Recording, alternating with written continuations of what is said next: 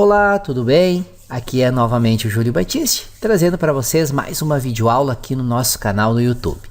Eu sou autor de vários livros de informática e criador do site juliobatiste.com.br, onde você encontra muito material gratuito na área de informática. Estou trazendo aí mais uma videoaula dessa nossa série de 100 ou mais videoaulas sobre banco de dados e Access, e neste endereço aqui você tem acesso à playlist com todas as aulas que já foram publicadas. Também sou o criador da Universidade do Access, que é uma formação completa em Access com 574 videoaulas, mais de 63 horas de conteúdo. Se vocês quiserem todos os detalhes sobre essa formação completa e prática, onde vocês vão aprender desde o básico até a criação de sistemas profissionais completos, acesse esse endereço, lá tem todas as informações. Valeu? Vamos então para a nossa videoaula sobre banco de dados e Access. Um excelente estudo a todos. Muito bem, pessoal. Então vamos criar aqui a nossa função para a validação, ou seja, para a verificação do CPF. Então você vai abrir aí o seu banco de dados, naturalmente. Você vai vir aqui em criar. Então nós vamos clicar aqui em criar. E você vem aqui na opção módulo. Então clicou aqui em módulo. E aqui nós temos o nosso módulo. Agora você vai clicar em salvar, para a gente logo salvar o módulo. Vamos salvar esse módulo como sendo, vamos chamá-lo de funções de validação. Então nós já temos um módulo criado, tá?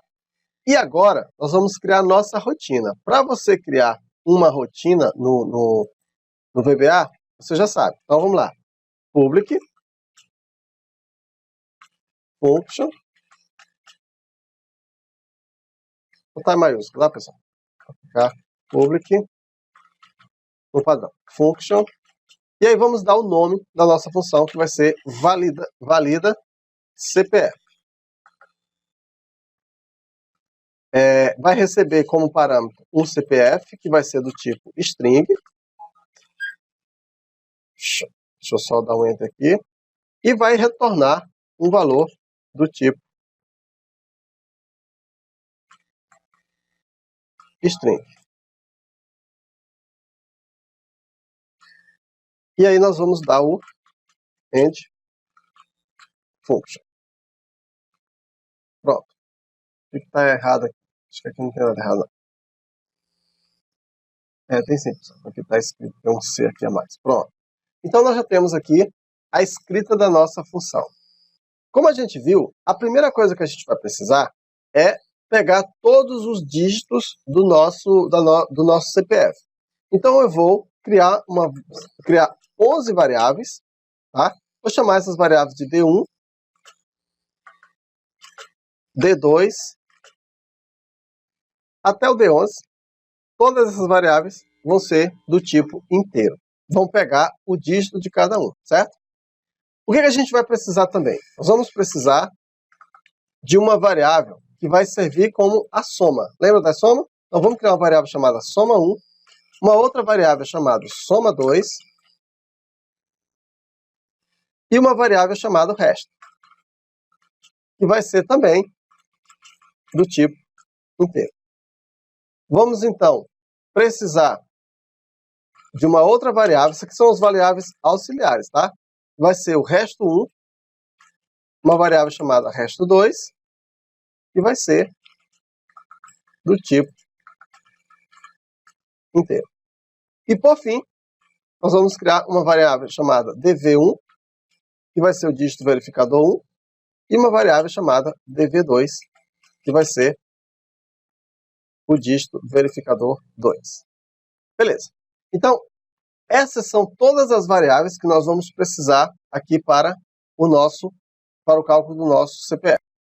Então, a primeira coisa que a gente precisa saber é o seguinte: verificar se o valor do CPF é válido, tá? Ou seja, se não é nulo.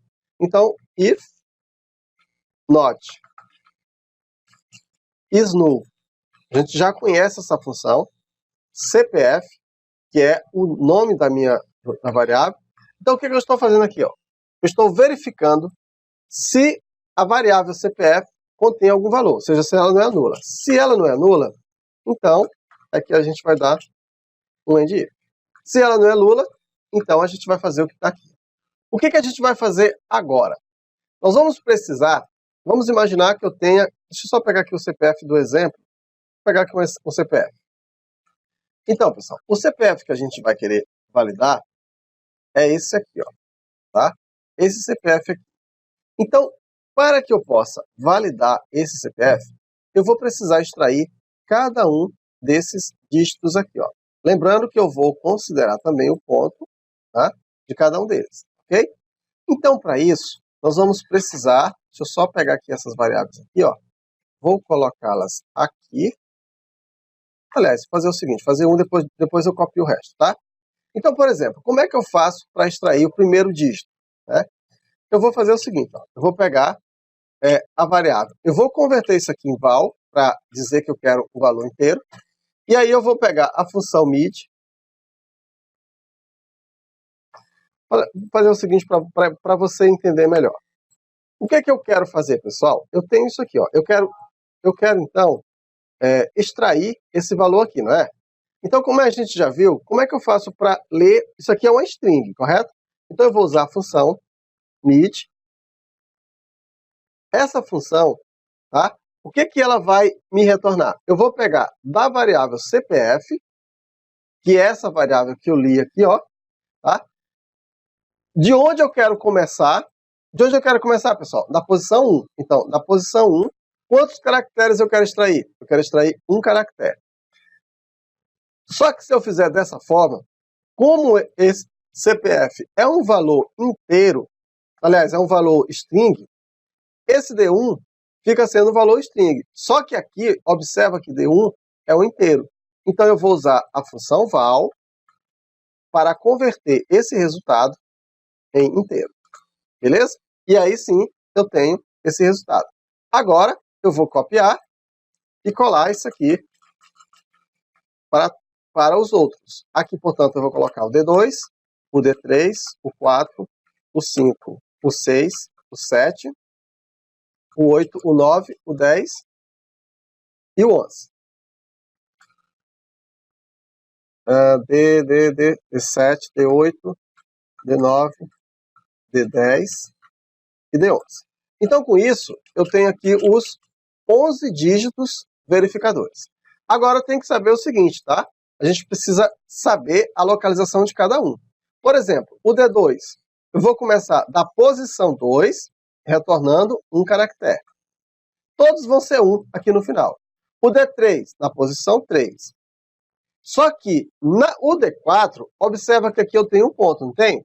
Então, eu não quero a posição 4, eu quero a posição 5. Então, aqui vai ficar a posição 5.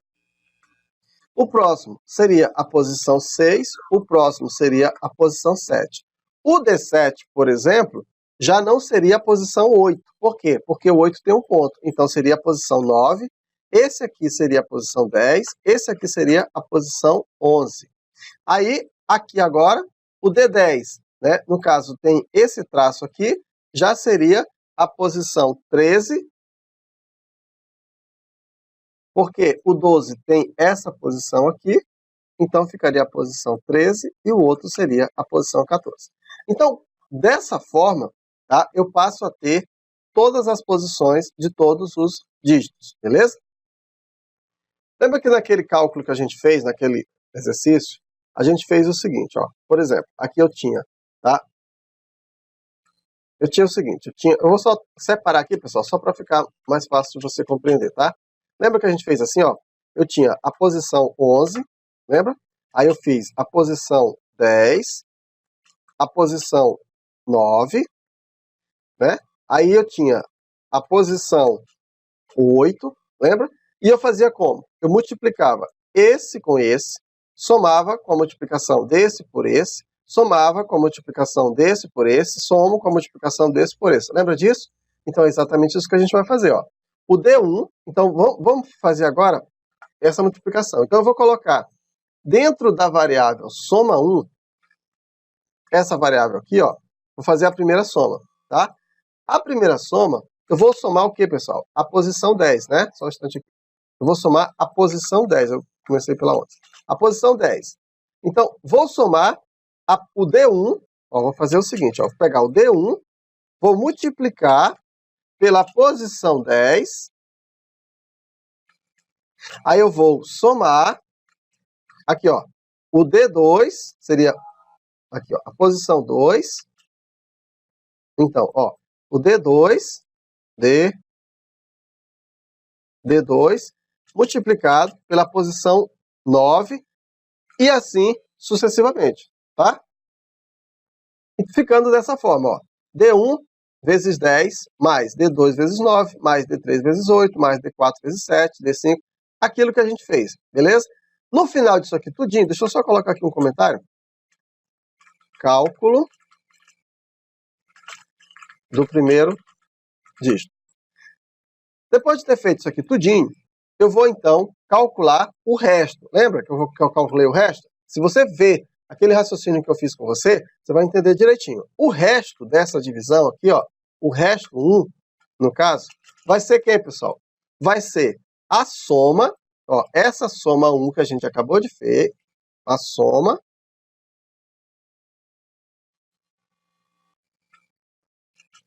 mod 11, tá?